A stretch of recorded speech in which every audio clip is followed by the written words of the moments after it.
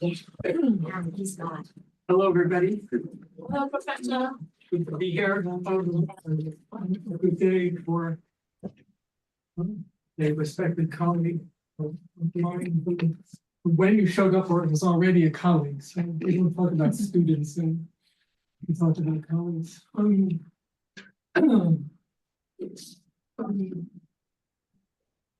Is your mic on? Is the mic on? I think it's on now. Oh, yes. So I want to begin by saying that there's one thing that I often do on the first day of class in the graduate seminar that I teach, or any class that I am teaching, is that if it's a smallish class, I will ask each student to go to the board and write down the name of every place they've lived.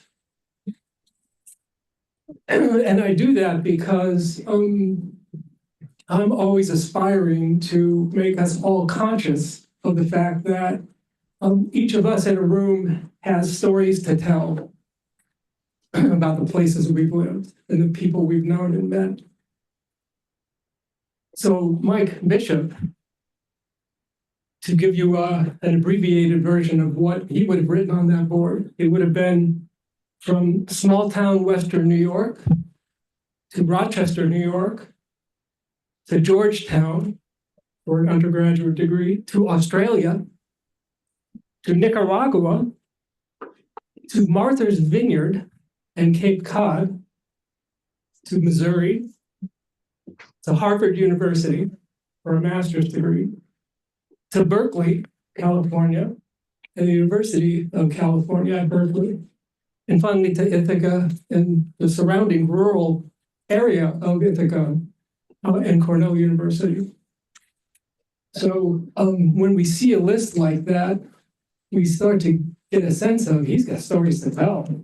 But one of the things I've really appreciated about Mike is the way in which he has been a joyous mentee, and he has sought out mentors in his life and work, and he's been gifted mentors who have really shaped him. And when you read his dissertation, you will see the imprint of his mentors, because his dissertation is a really masterful example of creatively, innovatively using narrative theory and narrative methods. I'm just delighted to know Mike. I'm delighted to be working with Mike. And he will say things about himself and his work more than I and better than I can say now. So we'd just like to welcome Mike. You also have a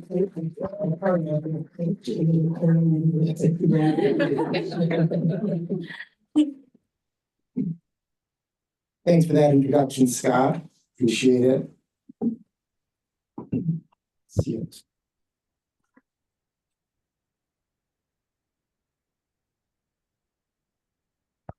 Before I offer a welcome to folks, I'd like to offer some gratitude.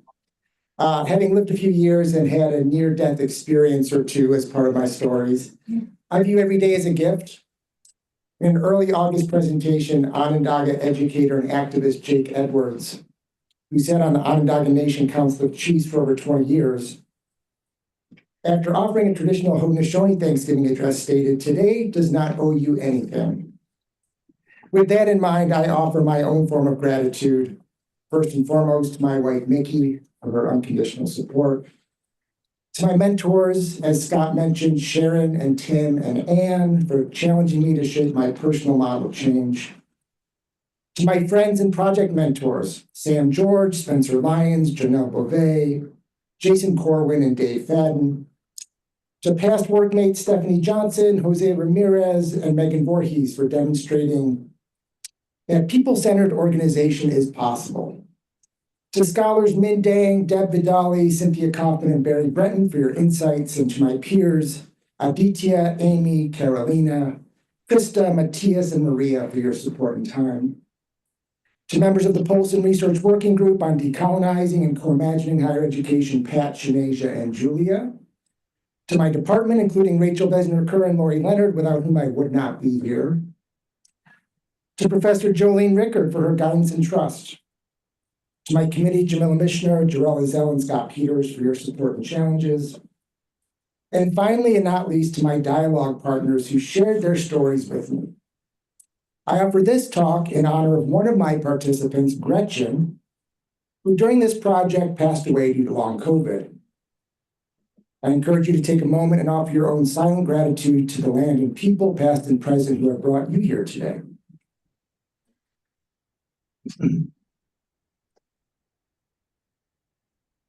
I'm honored with your presence. Most definitely. Thank you for joining us, Sage and Sam George. I'm honored with your presence and that you have joined this story of my dissertation project. This roadmap, which I will try my best to follow for about the next 45 minutes, offers one story of that project. Just as I might tell a different story to a different audience, or perhaps the same audience at a different time, my dialogue partners shared with me particular stories of their choosing. I'll spend about the first 20 minutes offering why and how and when and where, and then move to the what, some of the stories themselves and what I see by speaking with them.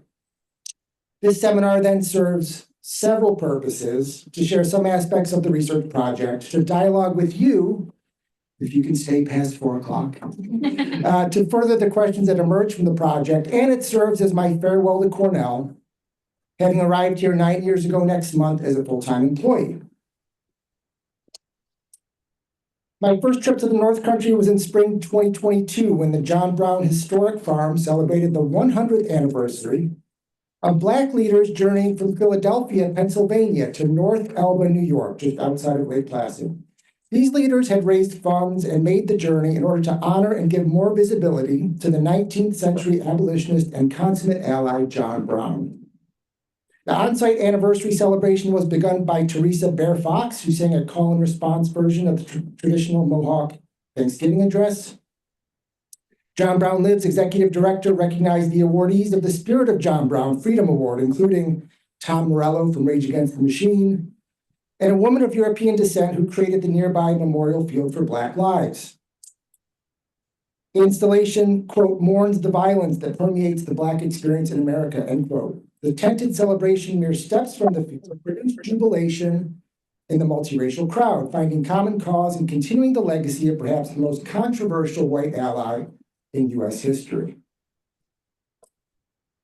On that same day, a white gunman drove 3.5 hours from within 1 hour of where we sit to murder 10 Black community members in Buffalo, New York, citing the, quote, great replacement theory in a manifesto he published to social media before committing this heinous acts. This mainstreaming of white violence is a major shift in our era. Simplistic stories such as the Great Replacement narrow perspectives of white settlers and dehumanize others, and are being generated and disseminated at an increasing rate through new media.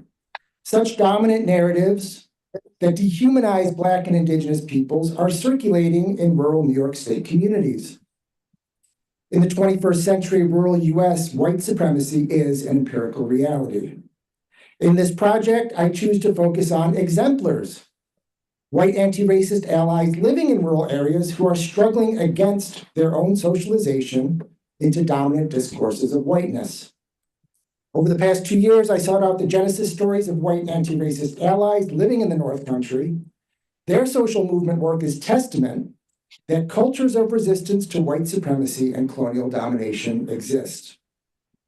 Through my coursework and A exams, and now this project, I have strengthened my identity as an emerging activist scholar. I hold the responsibility as a non-Indigenous or settler raised on Haudenosaunee land to work with the gifts offered to me by my Haudenosaunee friends to strengthen allyship with Indigenous-led efforts for sovereignty. At the core of my why is that human dignity is non-negotiable, and that traditional Indigenous ways of knowing and being must be strengthened for the survival of humanity.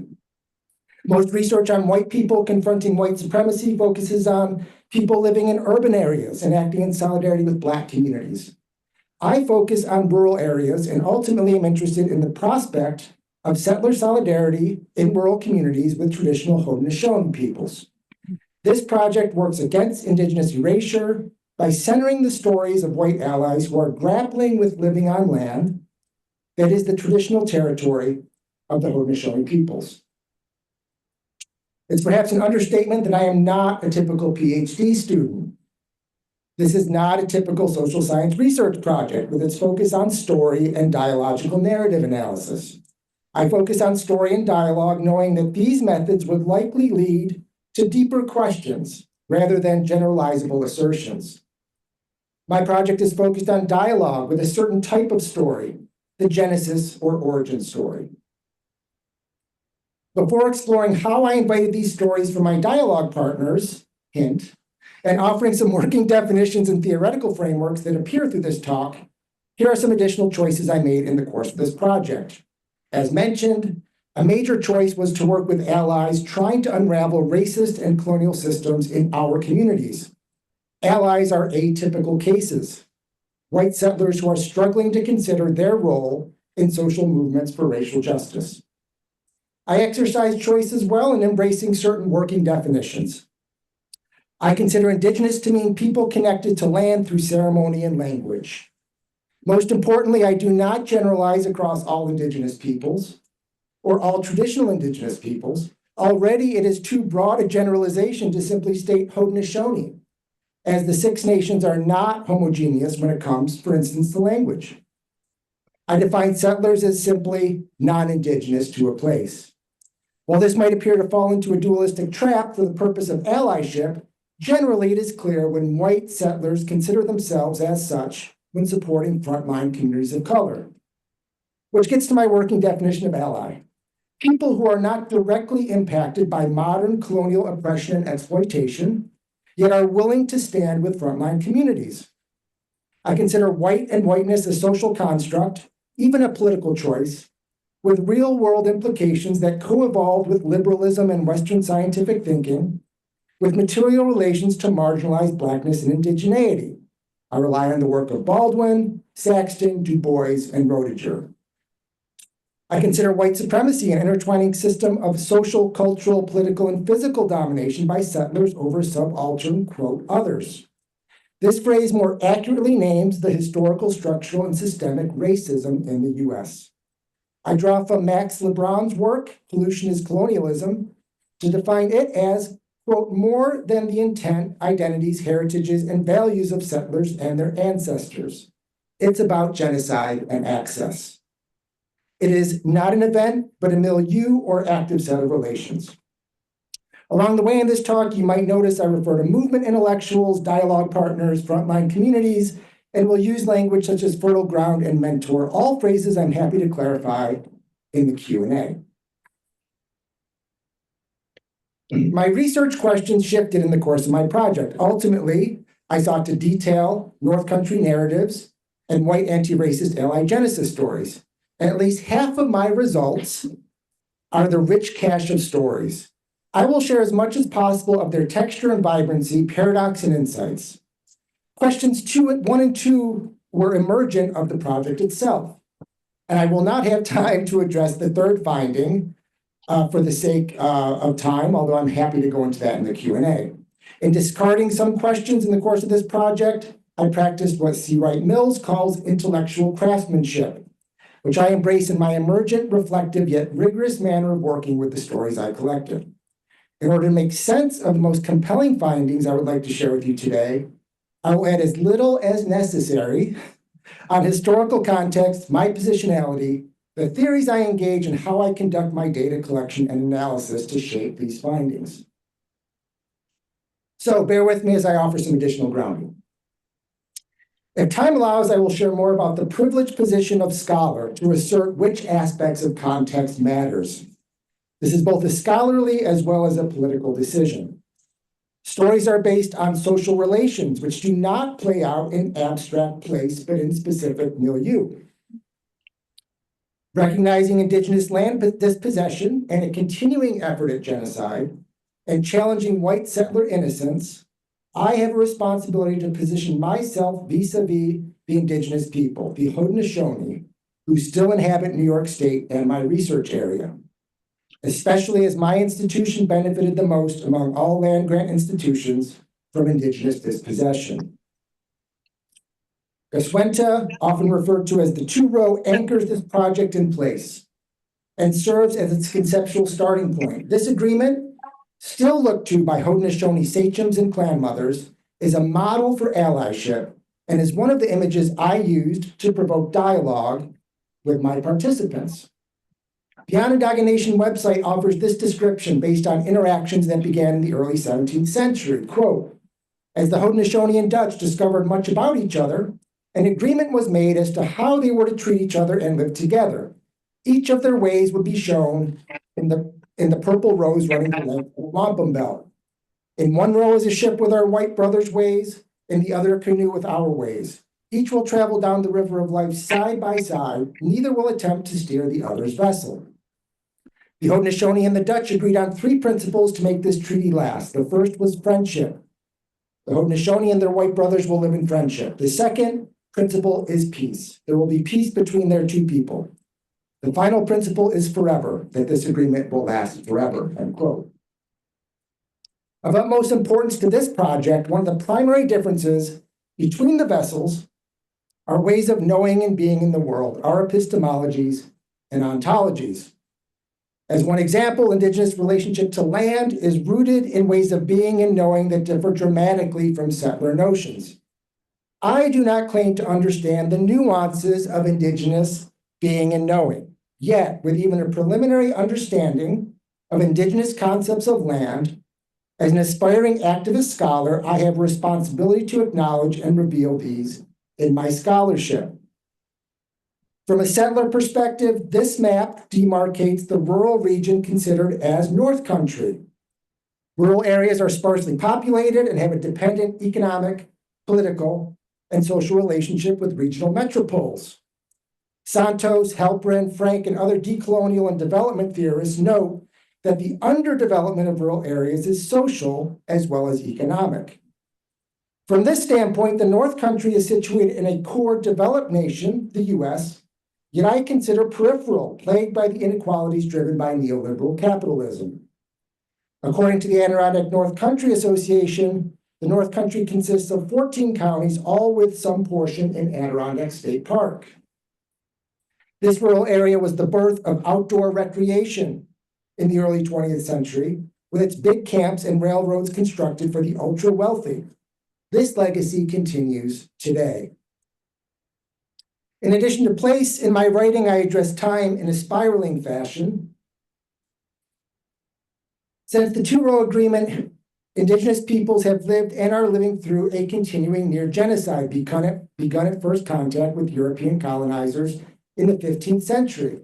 Nothing highlights this more than the genocidal Clinton-Sullivan campaign ordered by General George Washington during our Revolutionary War.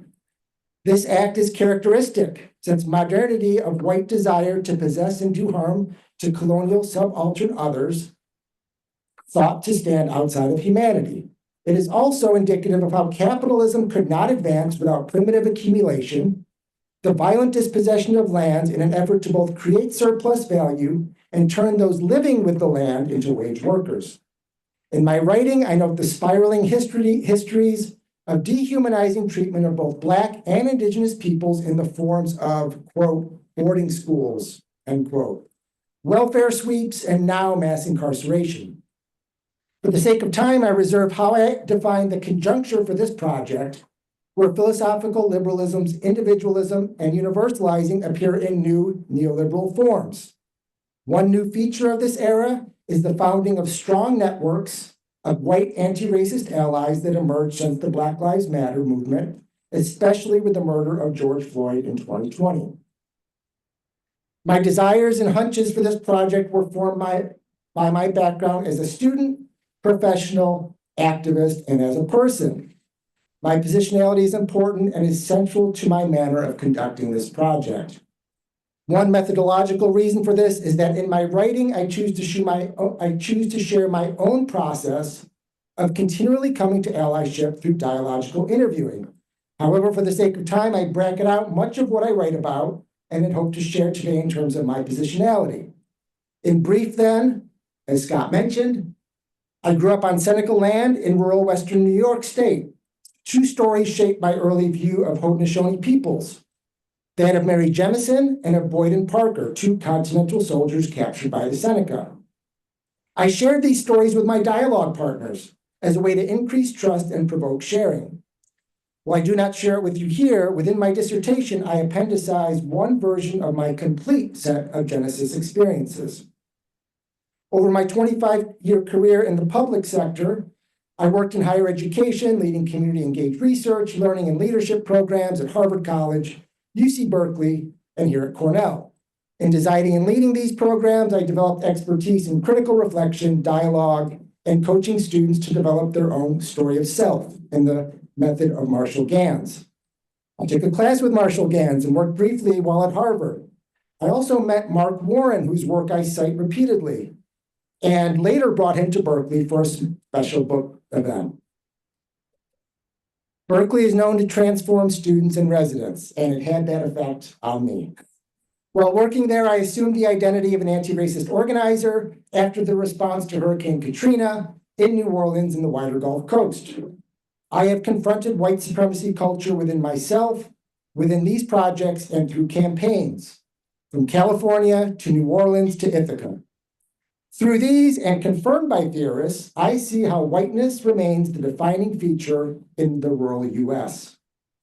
As an anti-racist community organizer involved in movements for human dignity, I want to change the stories being told in rural areas that dehumanize Indigenous peoples toward a more humanizing narrative. One of my final acts at Cornell was developing and launching the Watahine Fellows Program. This further brought me into relationship with Haudenosaunee leaders, many of whom became friends and even mentors of this project. All of this has shaped my approach to my scholarship and provided me with the tools that I use and expand on. There can be no doubt that I speak to you and write in a politically charged environment on these topics. In the midst of neocolonial wars, rollback of equity and inclusion educational efforts, and white claims of reverse racism, all white grievances are being denied. In this setting, this project has repeatedly challenged me to reflect on what type of scholar I want to be. Based in academia, I humbly enter social movements for human dignity and the existing networks of personal relationships in the North Country only as an aspiring ally or activist scholar. I use this term to indicate those scholars, as defined by Harney and Moten, Hooks and Bordeaux, who have sought to integrate their academic-based work with social movement participation and seek intellectual methods toward intersubjectivity. Whereas in his biography of John Brown, W.E.B. Du Bois, quote, probed socialism in an effort to find more white allies, I probe stories. My decision to put my scholarship in the service of movements is a decision on what kind of interaction with society the researcher wants to build. That quote from Giotti. Allies take risks. To note some of the risks I have taken with this project, in a move to subvert traditional positionality in academic social scientific research, I cite movement intellectuals, such as Miriam Kaba, Alicia Garza, and Cindy Fontaine, an alias that I've given some of my mentors and all of my participants. I also remain outspoken about ongoing colonialism, genocide, and the inhumane treatment of oppressed peoples, whether Indigenous people on this land or the Palestinian people in Gaza, which led to my termination as a full-time staff member from Cornell in February of this year as I was interpreting my findings. Finally, within this project, I assumed the risk of using story in the social sciences. That's a good segue at a brief look at other theoretical frames that inform this project and complement my own experience. I promise the stories are coming. I draw from Indigenous scholarship, development theorists, and movement intellectuals to explore questions of colonialism, land, and memory to my findings. However, as I have come to know the world through individualism and universalism, I commit to staying on my side of an epistemological and ontological line, what Boaventura de Sousa Santos calls the abyssal line, and using there the Western scientific, though what I call subterranean, tools available to me. questions in deep listening, dialogue, aesthetic rationality, and decolonizing reflection. Arthur W. Frank's Letting Stories Breathe, the Socio-narratology, provides both insights into the story and the interpretive method I ultimately adopt. I counterpose and complement Mark Warren's interviews with anti-racist allies living in urban areas. I began this project with a hunch that people become capable of resisting their lot in life by seeing, quote, a world beyond. Charles Payne coined this phrase to highlight the importance for oppressed people of the Southern Freedom Movement in the 1950s, capable of seeing something beyond their Jim Crow experience. Earlier this week, Bobby Smith, Ph.D. alum from this department, noted how Scott Peters encouraged us to make connections to what we read. In Bobby's case, he connected Payne's work to food systems. I adopt this phrase of Payne's to point out how people who have benefited from structural oppression also are impacted by the world beyond. In our case, people with privilege see that there is another way for white settlers to live rather than to dominate and possess. Because I do not claim to understand the nuances of Indigenous being and knowing, I have been cautious in essentializing indigeneity. And one way to avoid this trap of essentializing is for me to invite multiple Indigenous theorists, including those noted here, and Richard Hill, Audrey Simpson, Sylvia Kusakanki, Susan M. Hill, and Linda Smith. In the classic work of C. Wright Mills, whose work, The Sociological Imagination, I taught to local community college students, I see the interplay between biography and systems. I adopt his concept of milieu. And as many sociologists assert, white and whiteness are a social construct shaped by history and the interplay between self and society. Santos traces how this abyssal line, one between liberal personhood and the other or Indigenous, was co-created through the formal colonial process. And finally, Lee Miracle foregrounds in Memory Serves the notion that each individual is on their own path and that each of us is walking in a particular direction. Exercising memory, critically reflecting with our memories in a rigorous manner, can allow us to get beyond some of the dangers of story. The act of remembering, of calling forth from memory, can loosen that grip that childhood stories have on us. While there are many others whose work I draw on and from, including those I cite in my definitions, these are the stories in hand as I enter my project. While you might be eager to hear my findings, I believe that my methods offer just as powerful insights into the work I have laid out before you. This project explores a particular type of story, the origin story of moving toward allyship and against dominant across racist and neocolonial systems. Stories serve as my data, and Frank's dialogical narrative analysis is my method of analysis. Taking this approach, I first crafted and then worked with the genesis stories of 11 white anti-racist allies living in the North Country of New York State. Whereas in his biography, in employing a socio-narratology interpretive method, ultimately I speak with their stories, which contain rich detail of breaking through white supremacy and colonial socialization. Rather than a full description of my methods, as important as I find them, I'll abbreviate them here.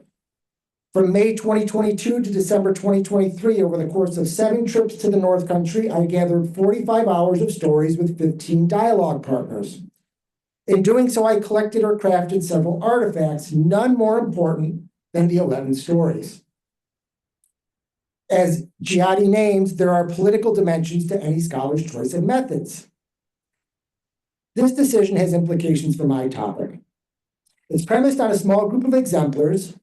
I focus on the atypical case, as I mentioned, because these cases, quote, often reveal more information. This also is an exercise of investigating what is happening in my settlership. Story is compelling to me for several reasons, which I write about, but for the sake of time, do not go into here. I will also reserve for questions and more on my methods, including how I identified allies, dialogical interviewing, and decolonial moves I make during data or story collection. I will share that in my dialogical interviewing, I employed certain devices to draw out participant genesis stories. I asked each partner to bring and share an object of their choice. that embodied coming to allyship. One dialogue method I used in the second round of interviews was to place onto index cards a phrase from each of the stories they had shared with me previously. This offered participants an opportunity to work with the stories tangibly, materially, experientially. Here are two examples, for the sake of time, of the rich stories that surfaced through this show and tell method. By the way, this is one of the most difficult choices for this talk, as each participant offered such richness in their ally genesis stories. While sitting in the barn at John Brown's farm, Kendra shared, quote, "I had a checkered college career. The death of my little sister happened weeks into my first semester. I kept changing majors because nothing seemed to make sense after that. 9 years later, I finally got my undergraduate degree and quit formal education. During those 9 years, by chance, I found out about a semester at sea called World Campus Afloat. Going around the world opened my, quote, thinking eyes." As you can see, she brought her thinking eyes with her as her object. As students, we were greeted warmly in every country. Thanks to the shipboard education system, we had experiences that we could not have had otherwise. My perspective broadened to see the wider world, to see people everywhere working for the same thing: family, home, safety, happiness. You feel a kindred spirit. I embraced diversity and multiculturalism wholeheartedly. My own privilege seemed palpable. Gretchen, to whom I dedicate this talk, shared this heartfelt admission. Quote, "One day I found myself telling Anna and Jamie," this woman who was a friend of Anna's, "at brunch one time, the stories about what it was like in the crack house where I lived. And I heard myself saying, quote, 'My kitchen is full of strange Black men.' I heard it. I said, well, wait, they're not scary because they're Black. They're scary because they're men smoking crack in my house." But I said it more than once. Eventually, I had to admit I am broken. These men are more scary to me because they're Black. That was the deepest coming out of denial about my own racism. It really shifted. The inner work that I was doing of, okay, yes, crack smokers are scary. Yes, strange dude you don't know are scary, laughs. But like, it's not their Blackness that makes them scary. They held the space without judgment. They agreed with me that I was having a racist moment, but they didn't attack me. They could tell I was processing it. I think they didn't need to. The story might have been scarier to them because of their internalized racism too. They just really held that space and let me go there. Not feeling judged and feeling supported was a big part of going there. Because I share larger excerpts such as these, I share only two here and we'll get to others in a moment. My methods work to give me confidence in these stories as believable, increasing trust and sharing power. The notion of Genesis stories resonated with my dialogue partners. Second interviews offered an opportunity for them to add complexity and to a limited extent, some co-interpretation. By offering a safe dialogue space, grounding in place, sharing parts of my own Genesis story, provoking with a prompt or artifact, and then listening deeply, I trust that these stories are what memory allowed to be shared. Taken together, this is one of the findings of my project, interviewing in a manner that draws out believable stories. While I spend time in my writing on my decision to utilize dialogical narrative analysis, here I will note only a few of the more salient points. I consider interpretation as doing meaning making. Its open-ended nature is matched by its action-oriented qualities. Rather than analyze these stories through a synthetic process, which I believe even qualitative coding falls into, my method is as old as language itself: listening and responding. The usefulness of my emergent reflective method resulted in important concepts, phrases shared by my partners that had implications. In my writing and analysis, I used the language shared with me, such as fertile ground, extrapolating, and privilege-informed trauma. I reviewed theories to determine which offered the best tools of analysis, and I chose to focus entirely on the connecting strategy of narrative analysis, even though stories cannot be replicated, and the analysis I conduct is not replicable.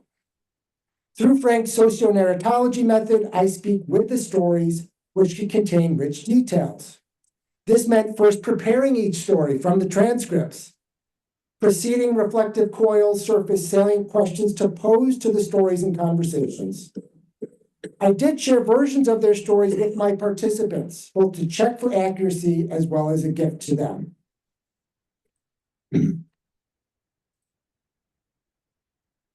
Several editorial actions gave me pause and reinforced the importance of my project in describing what, in fact, constitutes an allied genesis story. More for reasons of participant safety than for dialogical reasons, I asked each participant to provide me with an alias.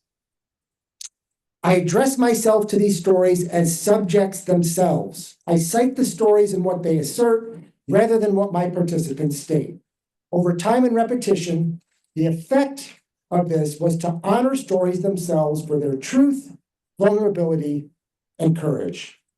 I already have noted some of the ways in which my methods work to reveal these Genesis stories, and I'd be happy to discuss more in the Q&A. I'm going to spend a little time on 3 of these sightings, which revealed themselves in different ways.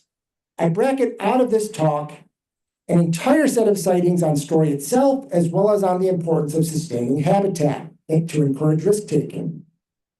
The first sighting I'll share with you is the narrative backdrop against which these stories breathe. Common sightings in the stories included the broad acceptance of people in the North Country that Indigenous people did not establish permanent settlements, but, quote, merely passed through the region as a seasonal hunting ground. This reinforces the idea of terra nullius, an empty land before the arrival of settlers. A second feature running practically through every story setting was the prevalence of prisons in the North Country. In addition to terra nullius and prisons, a third and final sighting that runs through nearly every story is Indigenous mascots and the recent New York State law passed. These backdrops provide a complicated view into how colonialism as concrete social relations and liberalism as discourse appear today in the rural North Country. In dialogue with the stories themselves, as in any dialogue, at times certain phrases captured the exchange of perspectives and ideas. This is one such phrase. This sighting was not anticipated, and I focus here on how holding it in dialogue illuminates aspects of my theories and concepts. In spring of 2023, the State Education Department passed a law prohibiting the use of Indigenous names, mascots, and logos by public schools. Santos asserts, quote, the ensemble of predominant topoi, or place-based knowledges, constitutes the hegemonic intellectual constellation of the period, end quote. In my project, I heard that the contested constellation is memory in the form of school mascots and a nostalgic way of life in the North Country. Lines of contestation as viewed through the Indigenous mascot conversation show the strength of dominant discourses that maintain these colonial relations. The vast majority of rural white settlers embraced these simplistic and near hegemonic discourses. In working with Lee Merkel's focus on memory and LeBron's concept of colonialism being an active set of relations, I do so not to apply Indigenous concepts to these settler dilemmas. Rather, I see these dilemmas in the absences, intentionally or not, created by both scholars. Both leave it to settler scholars to excavate for ourselves the history of attempted settler genocide against Haudenosaunee peoples. Extending Merkel's scholarship allows me to see that white settlers consider memory itself a form of property, along with land. One participant, Marty, who's lived in the North Country most of his life, noted, you only become a local when the last person who remembers you moving to town dies. In fact, the conflict, what I consider the struggle over memory, is a struggle over whose memory is humanized. Here we see whiteness's need to possess and to dominate, to own memory through sports mascots, to possess that memory and to be in charge of that memory, to have power over that memory and determine how it will be used. Thus, one way that settlers enact violence and seek to dominate is to decide whether indigeneity matters. In other words, is worthy of humanization within Western scientific epistemologies. These and other narrative elements are woven into the Genesis stories I spoke with. My second sighting I'll share with you, against these backdrops, is the detailing of North Country narratives. These stories in and of themselves, as I mentioned, are a rich finding. In shaping transcripts into stories, some transformations or genesis were apparent in the language used by my dialogue partners. For example, Erica shared, quote, "We went on vacation in this very strange occasion. My mother had been ill with lupus. We went to Puerto Rico at a time when the tourist trade was just growing. There were a couple of nice hotels in San Juan at the beach in Sedona Beach. We stayed there and my mom was recovering. We had a moment when my dad asked my cousin who was there with us, she was older and sort of a mother's helper. He asked her to catch the waiter's eye to order more black bean soup. And she said, 'Is our waiter the black one?' And my parents were so horrified. Because you weren't supposed to talk about the color of people's skin. Martin Luther King said, which some people have twisted unbelievably, and they shamed her. Maggie, how could you say something like that? Oh my God. I don't remember the incident. I remember Maggie being shamed. I remember looking out in the restaurant and realizing that all the brown people were all different colored brown, and they were all servers and working, and all the white people were sitting down eating. And it's the first time I realized, oh, we're all different colors. There aren't black people and white people. It's all different shades of brown, all different shades of white. Better never talk about that, which is one way to hold the thing in place, is to never have that conversation, to shame people for even bringing it up. Pete, the one participant who gave permission to use his likeness and true name, shared this genesis related to his life as a musician and also a current student. My main paper for my cultural history class this semester was on Funkadelic, P-Funk, its cultural history. Instead of a 30-page research paper, the teacher wanted a microhistory. Take one little quirky thing and then explore why it's actually representative of something very important. My quirky thing was picked up from 1997 with outrageous costumes. This is the era when the mothership would come down on stage. I mean, holy shit. I said, who are these people and why are they dressed this way? That was the beginning. The expressiveness and the rhythm, both literal and figurative, that went with it, and what it stood for, which was a level of Black liberation that was not looking to pass, was not trying to assimilate into white society, like the Platters were, the Temptations, with their suits and ties and their hair, looking pretty white. The civil rights activists who walked and marched with such dignity, but still looking white. This is, hey man, we're going to look at Africans and Egyptians. We're going to think about futurism. We've got something to say and we're valuable. And by the way, this is all going to be really optimistic. We're moving forward. We've got groove going. That's all real stuff. So that's all England. As a third example of the many examples of rich descriptions of transformation, I'm projecting this for you to read as I continue for the sake of time again to make sure we get to your questions. Through my dialogue with these and other stories, I see that socialization is a continuous process. There are many socializations, just as there are many Genesis stories. My participants must continually recommit to allyship. Not one story that I heard was simply a singular and final Genesis. In addition, engaging in discourse alone was not found to be the source of any one Genesis. Instead, within their stories, participants experienced multiple rather than singular breakthroughs, thresholds, or Genesis. It is a combination of accreting and breakthrough experiences that move my participants further down the path of solidarity with frontline communities. Just as important as personal dispositions, accreting experiences cultivate one's ability to experience a breakthrough. What I call accreting experiences build over time and proceed and precipitate movement through a threshold, a barrier shaped by socialization. Accreting experiences cultivate one's ability to experience a breakthrough. Many accreting experiences take place on fertile ground where dualities are challenged and paradox is accepted.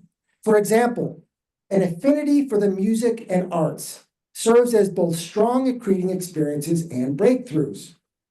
Story itself can serve as both as well, highlighting how such experience, quote, relativize the cognitive claims of cognitive instrumental rationality, end quote, from Santos. Our genesis as allies is a series of moments in which white people have had to decide one way or the other which way we are going to move. Prior accreting experiences are necessary but not sufficient. The spark that ignites a noticing is not universal among these stories.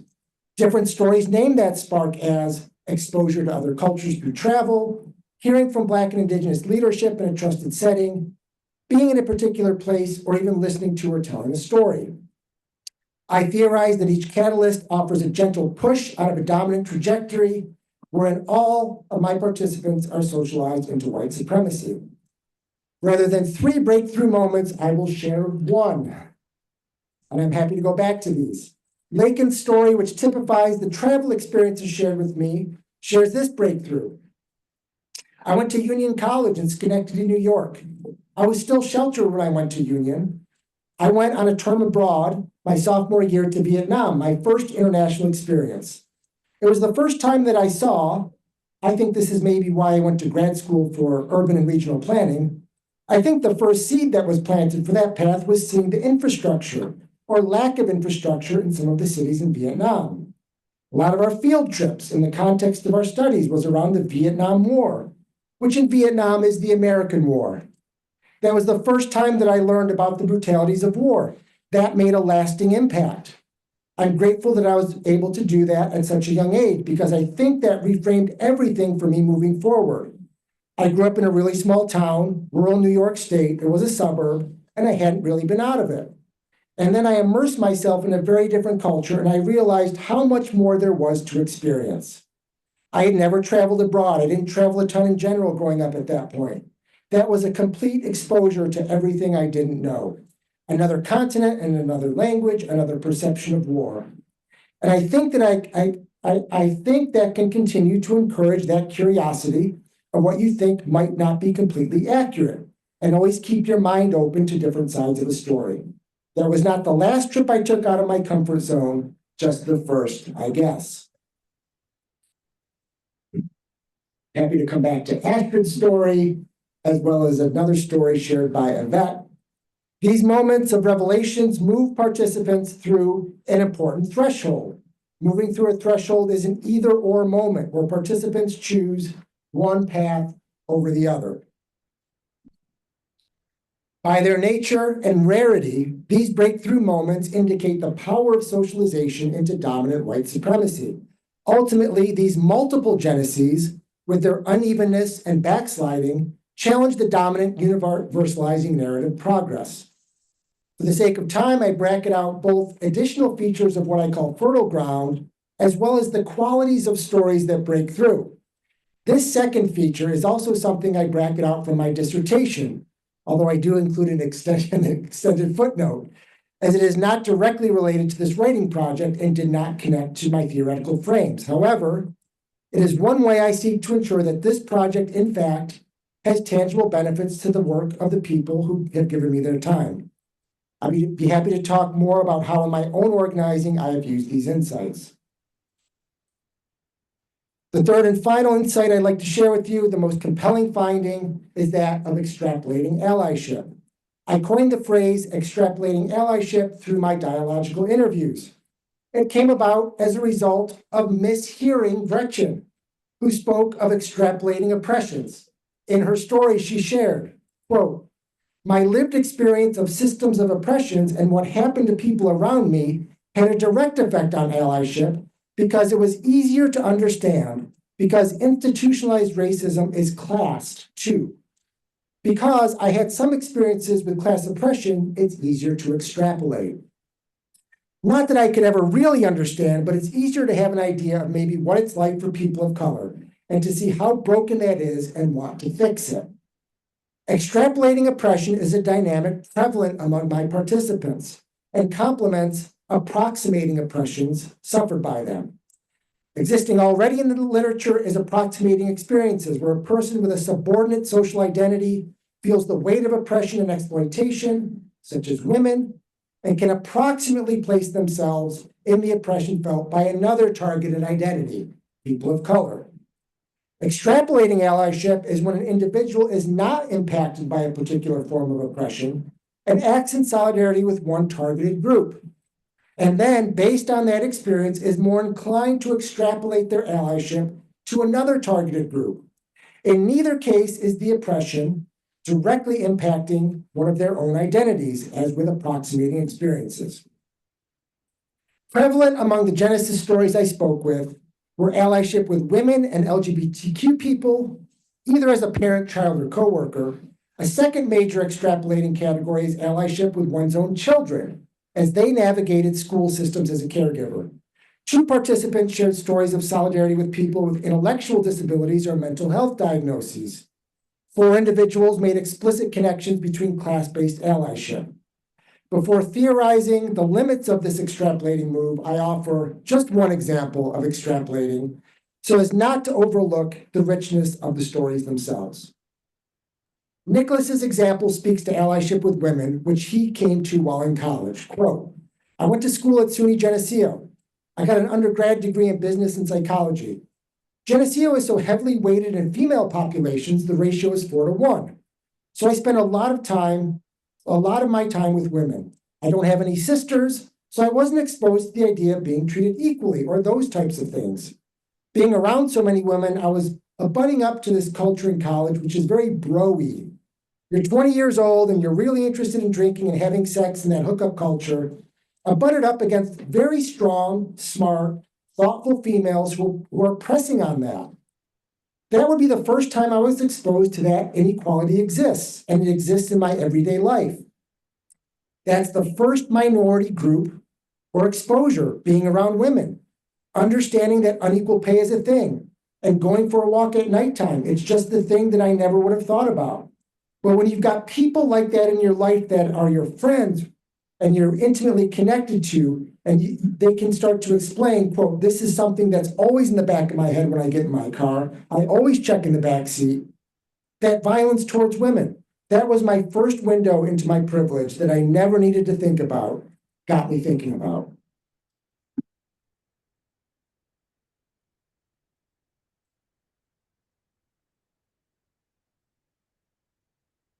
In my dialogue with stories, I conclude that it is likely a combination of approximating and extrapolating, accreting and breakthrough experiences that move my participants further down the path of solidarity with frontline communities. My study would have ended there had I not focused on rural movements for racial justice. While extrapolating from within one's own way of knowing is more likely, extrapolating across the abyssal line with settler indigenous ways of knowing and being is more challenging. In part, this is because this extrapolation is unconscious. And it being hidden from even anti-racist allies creates barriers to understanding traditional movements for sovereignty. To be sure, there are differences between Black and Indigenous histories and oppressions. Thus, the stories and histories that white people must overcome in that arena are different from the stories that must be overcome in working for Black solidarity. Mainly, though, and beyond these differences between Black and Indigenous oppressions, epistemic differences arising from the rupture in modernity and philosophical liberalism are the main barriers to understanding traditional Indigenous movements for sovereignty. One example is the settler tendency to universalize place or small L land, whereas Indigenous people are in relationship to land through song, ceremony, and culture. The settler story of land is different than the Indigenous story of land. Even the anti-racist allies in my project generally failed to confront land and sovereignty, concepts that center Indigenous futures and are contradictory to philosophical liberalism. Strikingly, only those who grew up with Indigenous friendship shared stories that understood this difference. All of this surfaces implications for how settler allies are prepared to concretely support frontline Indigenous communities with the motions led by them for justice and sovereignty. I do offer potential ways to overcome this extrapolating. I do end on a hopeful note. I'm happy to go into these. I do want to offer that in addition to concluding, while some of my participants' Genesis stories can be extrapolated, The local context of Indigenous survivance and historical Indigenous settler interactions and agreement should be the basis for any such extension. Moving toward your questions in our dialogue, as emphasized, I anticipated that my method would lead to more questions. Rather than share with you the 3 full-line slides of questions that emerge, I share with you a few principal future directions. As one example, the differences between being nurtured by Black and Indigenous people of color acquaintances seemed more powerful than white friends, and this emerged as a salient feature of some stories. In closing, my hope is that this project and its sightings complement other work that focuses on allyship with Black communities in urban areas and studies or theories that don't look at structural factors, don't acknowledge different epistemologies or ontologies, or use different methods. Nearing the end of this project, I see that I have been practicing a decolonizing reflection, not just a critical reflection. Both in my writing and in this talk, I believe it is important to center not only where our methods come up short, but hope. The stories of my participants lead me to see that there are multiple pathways to allyship. Because our networks within social movements call on us to join multiple emplotments, there are multiple ways to act as an ally.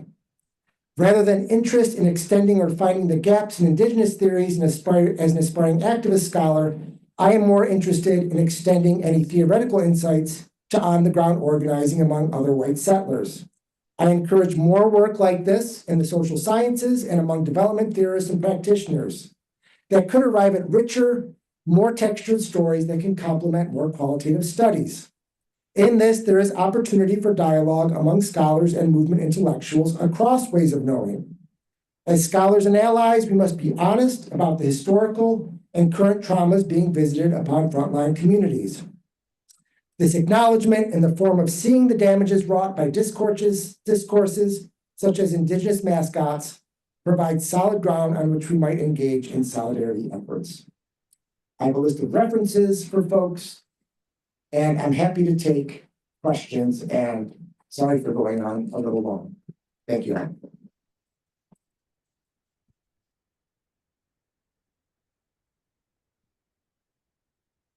Any questions, comments, please?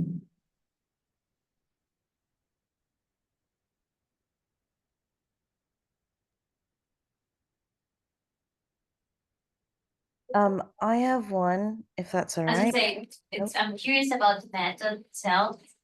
Of course, we talk about it a couple of times, but if there's something that you enjoy doing your research to this method the most, and if there was a challenge when you applied, it's like, oh, this interpretation, how did you try to triangulate information in order to have like a, of course, you talk to your colleagues, right? But with your allies, but then is that something that you triangulate with something else, like documents or older people to see stars? Yes, good question. Thanks, Maria. I relied on the stories themselves without looking to fact check them or to triangulate them with other evidence. The second interviews I conducted were very important because that allowed us to look at their stories. I shared with them ahead of time the story they shared with me, and many of them added details or walked back something they had said earlier. Actually, that's not true. I wasn't immersed in Black culture. I could say I was immersed in Black culture, but now thinking about it, and they shared an additional story of how that wasn't the case. And so this idea of being in close relationship with my participants and not seeing them as subject. Nancy Naples talks about that objectivity that comes about by actually being closer in relationship to your quote research subjects. The other thing I'll say that is in the second interviews, there were a couple of moments where I did think about qualitative coding. And so I shared many stories with the participants. At one point, I thought I was oversharing, right? That I was actually dampening their ability to share. But one of the things I did is I went through my first transcripts and I looked at one particular story I told repeatedly, a story of failure.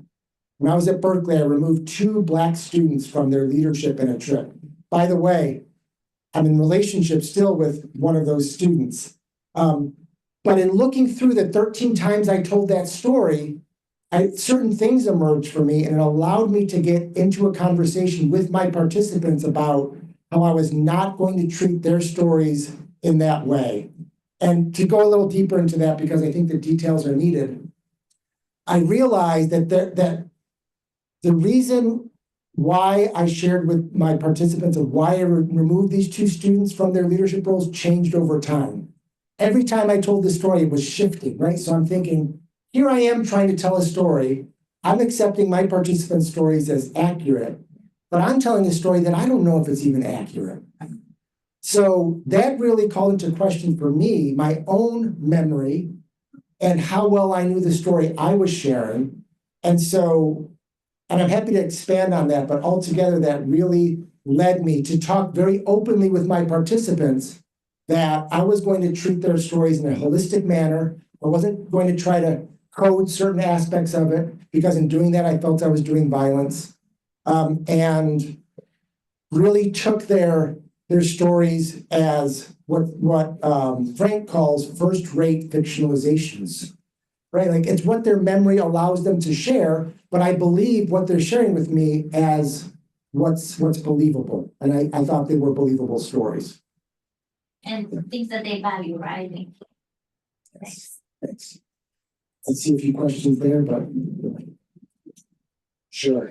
So you just mentioned the coding process. So I don't know if you consider like any other tool, because it sounds like coding can be like a two-step approach for this methodology that you were presenting. So if you consider any other systematization method for your information and for your data. Did you say that last part again?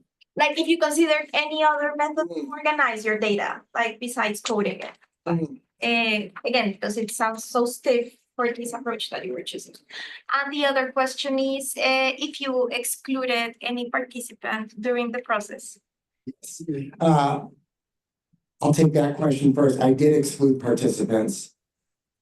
Well, first of all, I thought I would only be working with 9, and then it became 11, and then it became 15.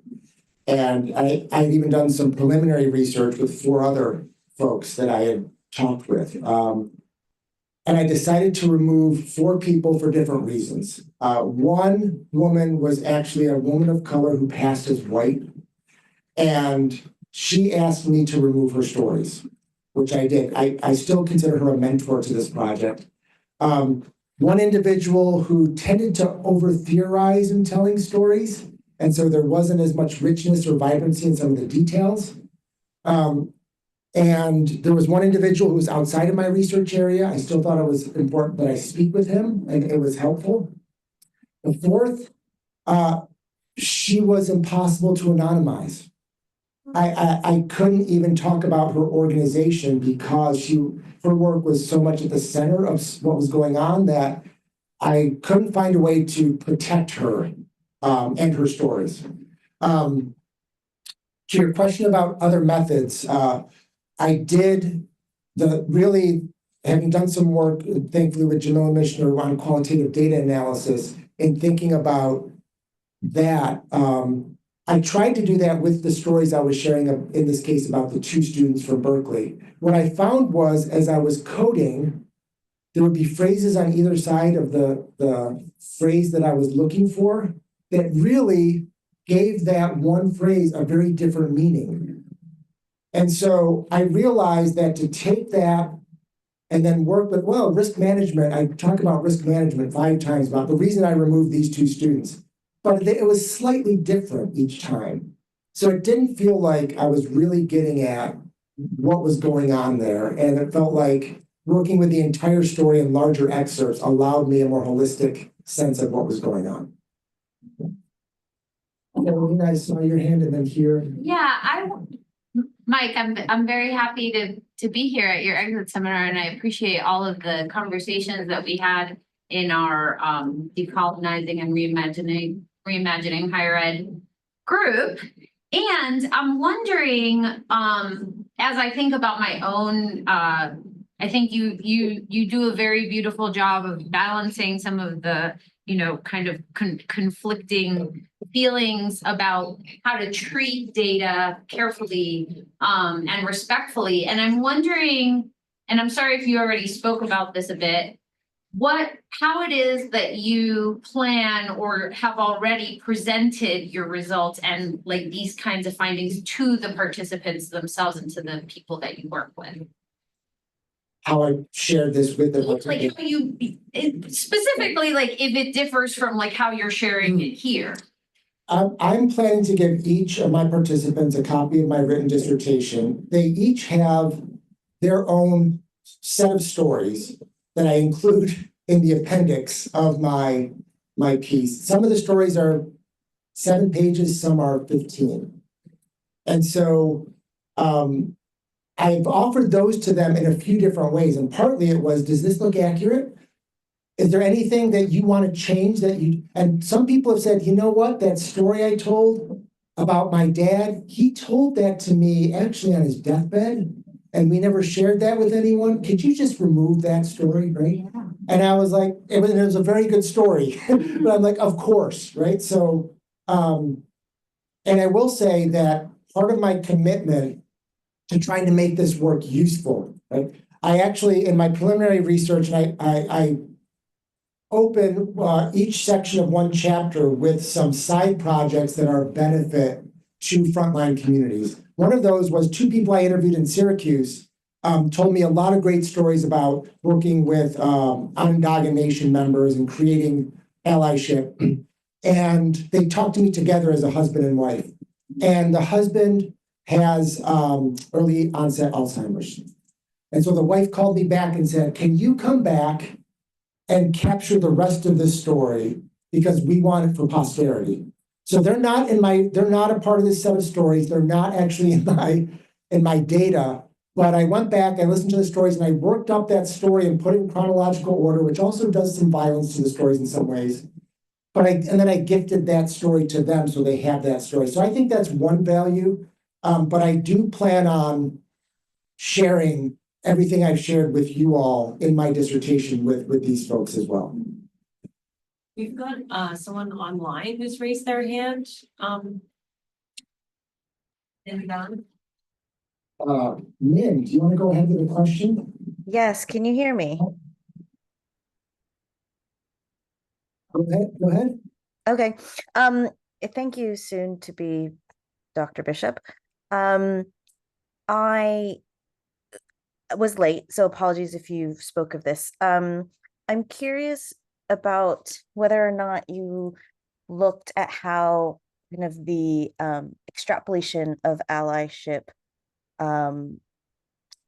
relates to empathy and research on just, empathy rather than the specifics of extrapolating or empathizing from the position of having experienced oppression. I would expect such a good question from you, Dr. Dang. Thank you. Good question. I have not looked at empathy. I was focusing on some structural factors. However, one of the things that did come up in looking at what I call allyship with one's children, which could be seen as advocacy as opposed to allyship. In a couple of cases, there were, and by the way, maybe no surprise, but only mothers mentioned this form of extrapolating. None of the men did, but women did. And one of the things I saw was that in one case, a person who spoke in other ways about more individualistic, empathetic approaches and not structural approaches, talked about having allyship with their children, but more as a one-to-one, not to confront structural injustice, but because they care deeply for their own child. And so it's an N of one. I'm not looking to generalize across this, but that really surfaced for me how potentially that form of extrapolating may be limited because of that empathy one might feel directly with one's own child. But thank you for that idea about empathy, and that's something that didn't come up a lot explicitly in these stories. Yeah. Thanks. Scott, I know you might have to leave. Do you have a question? And then there's some questions here. I'll just briefly, off of what Maria was pointing to, which is kind of issues of validity. And when we're doing this kind of research, how do we enhance the term I prefer to use is trustworthiness, the trustworthiness of the data we're producing instead of the true false or this kind of thing. And in the genre of work you're working in, as you know, one of my favorite lines is from Alessandro Portelli, the narrative scholar and oral history scholar, who points out that there's a difference between the truth of the telling and the telling of the truth. And it's important to understand that this work is not centered on the telling of the truth. Yeah. It's really centered on what kinds of truths can people tell through the act of storytelling, through the act of making sense of stories. And that created, what was the term from Frank about fiction? Yes, first-rate fictionalization. Yeah. So this all sounds very disturbing for people in social sciences who don't want to be. This is very humanities kind of thing, but lots of folks in social sciences are also using narrative methods. And the question you were having also links to use the word violent, I think. When you take a narrative data and you start trying to snip it into little pieces, you suddenly have destroyed the data. And so the methodology is a deep act of listening to wholes and responding and finding ways to do that collectively, which then gets at issues like validity, because people say, oh, I actually got that wrong when I told you that. There are a bunch of different ways that kind of thing can be done to enhance the trustworthiness of not necessarily the court of law, did you do this on this day kind of thing, but more getting at how we communicate our experiences in ways that give us insights and understandings and truths, small letter T. Yeah, thanks, Mike, so much. I really appreciate you. I appreciate your work, and this was like as I said, like also in Emily's presentation, I feel like there's always like I have been stuck so much in the meta level analysis of like political economy of things, like all these as your question. I thought the question is this colonialism or is it capitalism, and how to like and then you go down to this very grassroots, like people's stories kind of, and it is methodologically fascinating. And I have been taking this course this semester called Politics of Affect, and it's one of the week's reading has been called the Alienation and Feeling in the Common. And I kept like thinking of these readings while listening to your presentation, because I know that while reading the readings, I was like, this is really fascinating. It was about like being in the commons and the people, and like one of the books called The Sense of Brown. And it was not brown in a sense of the race or in a sense of the color. It was brown in a sense of the in-betweenness. Like I'm not like, how can I make this alliances? How can I and on the theoretical level, what I think is like, this is so nice. How can I put this methodologically? How can we think of this as an actual research and actual engagement with the world? And you have done this perfectly. So thank you so much. I have a question though from our presentation, from our talk, sorry. You told me that you were thinking about writing in a way that's this parallel rivers. That's like you said, splitting the bit. Did you end up doing that with this like treaty that was 2 rivers that you have shown? Did you end up writing in this way? I did not, and that does bring up for me the decision to use dialogical narrative analysis. I did look at other forms of interpreting my work before landing on that, which I didn't go into here. One of those was looking more at emotionality. Right? At first, I thought, well, I'm going to listen to these stories, the pauses, the emotions, and that became such. It became overwhelming to think about doing that for 11 different stories. And the other method I considered was, do I use the analytic of the 2-row to analyze my findings or to write? And I've talked to different people about this, and actually Deb Vidali, who's online, has a question, and she may want to speak to this as well. And people I know who know the Two-Row, who are settler scholars, have said, isn't it our responsibility to, in fact, work with the Two-Row? And I think to a certain extent, but at the same time, it felt like I was trying to use it for a purpose that it wasn't meant to be used for. And actually through some advice and wisdom, and reaching out to people and saying like, what do you think? This is my dilemma. This is what I'm thinking. And that honesty I received back helped me make that decision of, I'm not going to try to put my findings or write in that way, because it didn't feel like I would do justice. Then I would actually flatten the Two-Row, and actually it wouldn't help my findings either in the end. Yeah. Deb, can you unmute? Do you have a comment? Hi, yeah, can you hear me?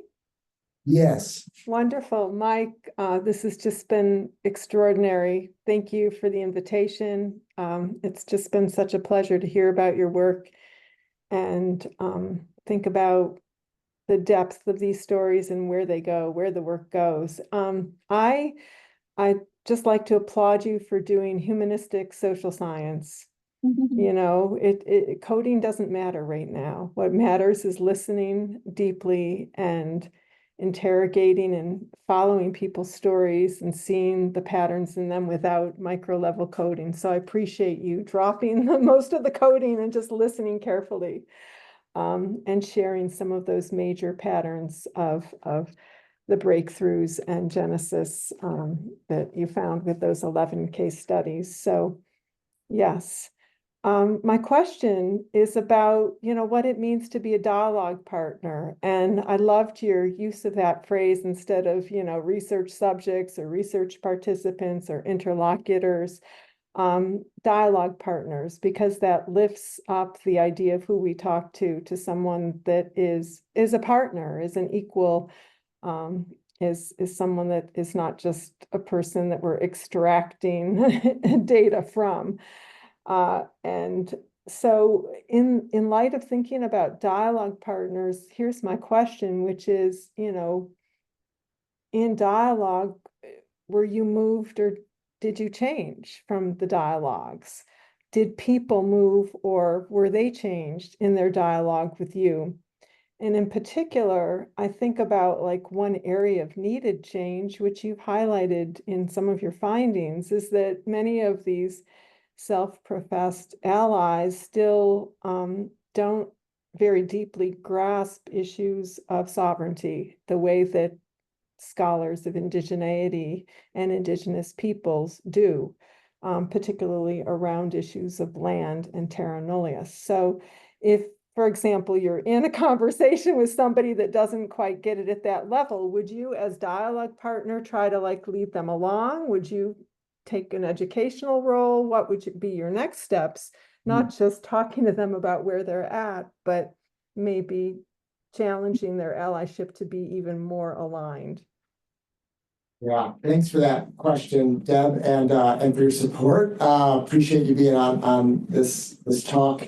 I was moved during the talks. I actually kept a close eye on that when I found myself actually being attracted to a particular person's story. I'm like, oh, this person has a lot of parallels to me. I'm seeing a lot of I need to be aware of that and not focus too much on what this person's sharing. I felt actually sharing the Two-Row, the Geswente itself, was my provocation. Of the 15 people I spoke with, 3 had seen it before. So even by introducing it to them, it felt like I was bringing to light this important agreement. And while it's not a part of my dissertation or project itself, I have had follow-up conversations and some organizing moves with the same group, people who wanted to stay connected. We've actually met already once in the North Country at Akwesasne. We gathered with an individual there, 5 or 6 of us, more on the organizing front. So what I've hoped to happen is happening at a small scale where their networks are becoming more dense. They're meeting each other. They're connecting with the few people I know at Akwesasne who are Indigenous and creating a relationship there. There were definitely folks who were appreciative of the conversation and felt like by sharing their stories, it was cementing the story for them or bringing new things to light, or were just thankful for having the time to speak with me. One individual actually said, I'm going to start doing this in my own rural community. I'm going to start interviewing people in the same way you're interviewing me. So it has, even the act of being in dialogue with them has sparked some of them to continue to take action. Yeah, so there's a few responses, I think, to what you raised. So thanks. Thank you. Thank you, Mike. Yeah. You might have the last question. I don't want to keep people here. Okay. Go ahead, Matthias. Well, thank you. You mentioned that, well, you could be considered white man from a rural area, a white ally from a rural area yourself.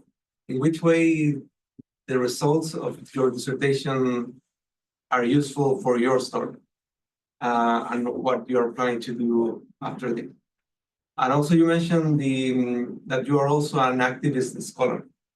So how was the process of designing a dissertation, and what is the role of the dissertation within your trajectory as an activist scholar? Look at him asking about his project. Exactly. No, but also like, if any of us here, like, so this is a presentation for your colleagues also in the program. So if we are thinking about ourselves in some way as an activist scholar, what was the usefulness of the space of creating a dissertation in that trajectory? I mean, going back to Maria's question, it really raised this idea of oftentimes activist scholars are thought of as propagandists. So to be able to say, like, actually there's strong objectivity as an activist scholar, even in stating that I'm engaging in this scholarship for particular purposes, but my methods, I think, are actually, I'm getting closer to the truth of people's stories than other methods that would appear to be more objective. In the process, this definitely revealed that the dissertation writing itself revealed to me two stories I was holding deeply growing up. As I mentioned them, these two stories I grew up with. It allowed me to make sense of those, or start to make sense of how they relate to each other. And going into the interviews, I thought they made sense in one way. I thought they balanced each other out. And actually I thought, no. The white woman of the Genesee, Mary Jemison, is the safe white Indian for me to be my role model.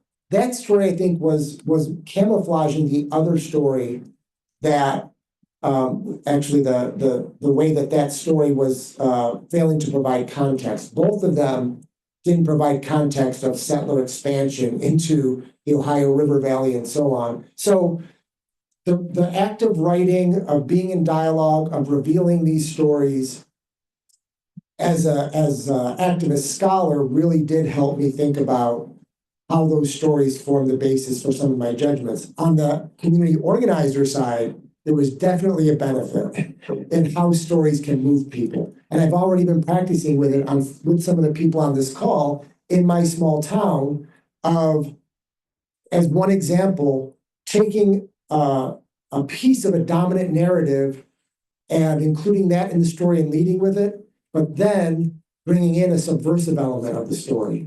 So Underground Railroad in Dryden, the dominant narrative that all people tend to agree with is the American value of courage. So leading with courage, look at how these people brought themselves to freedom. What courage that must have taken, right? At the same time, it brings up the risk these white allies were willing to take by housing them. So we actually had that conversation publicly at a community festival with folks who were just attracted to us because we were talking about courage, which is an American value, but at the same time, we were able to introduce this more subversive narrative element. So I think that says a lot about the potential for not only organizers, but how do I, as an activist scholar, tell my story in a way that leads with a dominant part of being a scholar, objectivity, but brings in a subversive piece of that, which is close objectivity and being in relationship with people in my studies, not holding them at arm's length. So that there's a potential connection as well. Thank you for staying this late, Paul. Please grab some food.